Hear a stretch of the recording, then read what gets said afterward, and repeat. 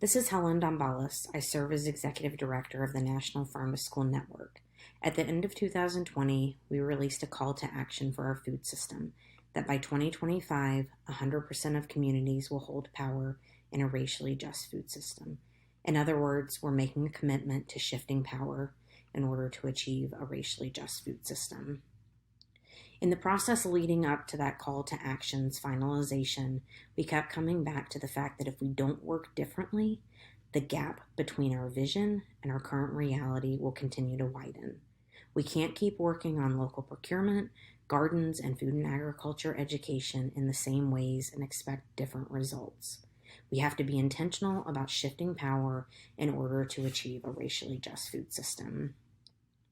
We know that our call to action takes all of us at the National Farm to School Network and through farm to school activities, but also across our food system. So today, being January 19th, the 4th annual National Day of Racial Healing, is an important day, and in our ongoing work to recognize that we can't make progress without also healing.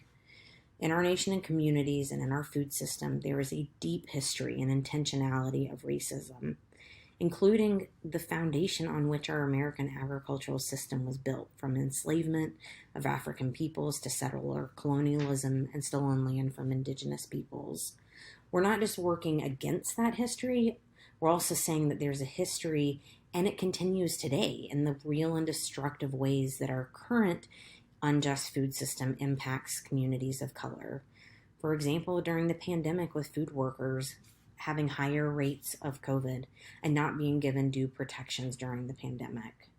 So as we do this work, we have to acknowledge what got us here and how racism is continuing today to harm all of us. We're all people with families, with communities, with hopes, with challenges.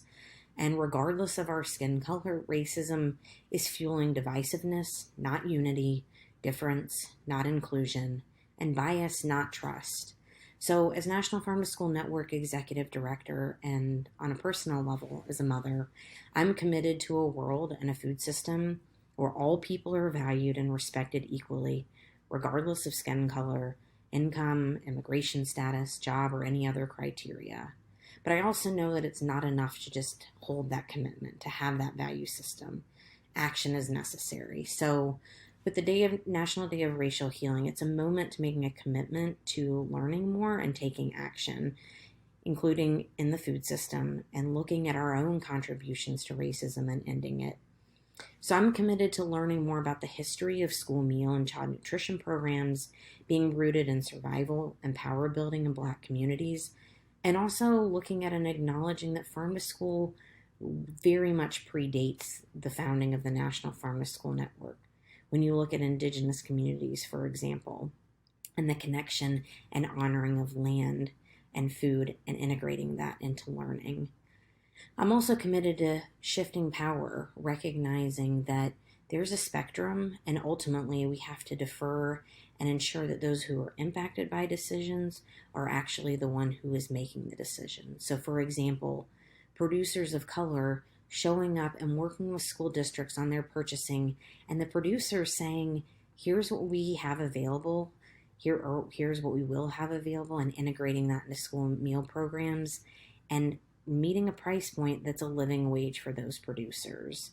It's not enough to have the school districts be the ones to say, okay, we'll buy this from these producers of color.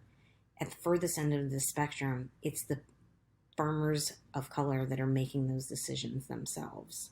So with that example, I will leave you all with my firm commitment to learning and also to action, and ask you all to join me in contributing to understanding that we need to heal from our past and in our current reality in order to move forward and achieve a more racially just food system.